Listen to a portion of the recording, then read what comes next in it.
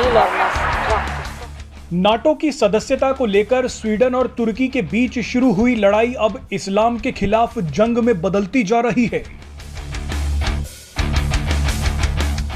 Sweden NATO में शामिल होना चाहता है, लेकिन इस्लामिक देश तुर्की ऐसा नहीं होने दे रहा।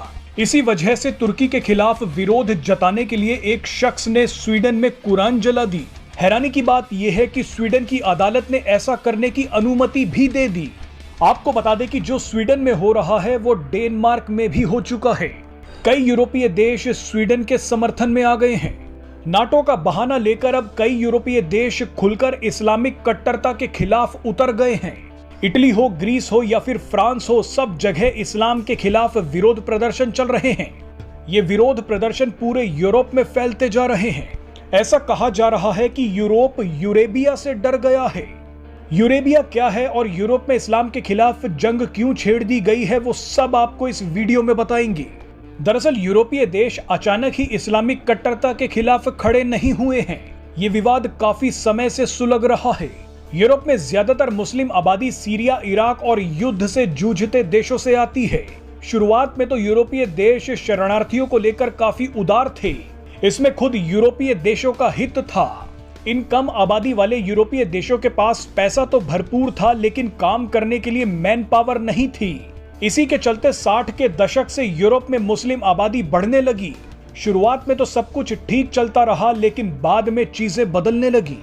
80 के दशक के दौरान ईरान के धार्मिक नेताओं ने इस्लामिक जागरण की बात शुरू कर दी। कहा गया कि यूरोप जाकर खुद को यूरोपीय रंग रूप में ढालने के बजाय मुसलमान खुद को मुस्लिम ही बनाए रखें। यहीं से सब कुछ बदलने लग गया।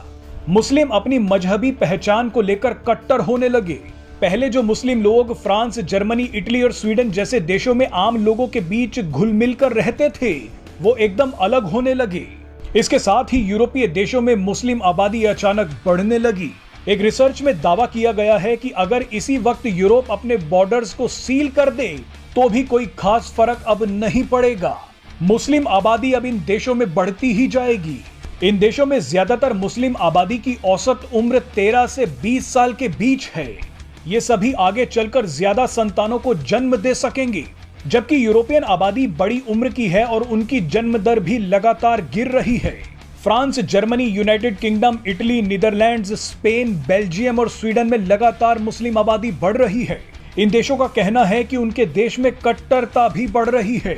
इसी के चलते यूरोप में यूरेबिया शब्द की चर्चा शुरू हो गई है।